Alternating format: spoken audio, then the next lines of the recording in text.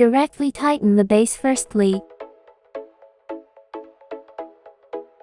Then loosen the lock screw in the middle to pull the column out. Then, install the black baffle, tighten the screws, and fix it with screws.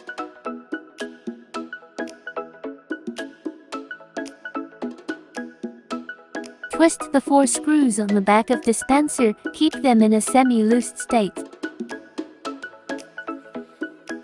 Take out battery pack from the bottom left side, install for A batteries, then put it into the device.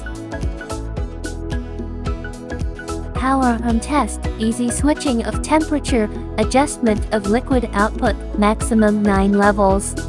After the setting is completed, turn on again for working. Open screw thread upper cover easily, pour the soap directly and tighten it with one hand. Then this demonstration is completed based on battery.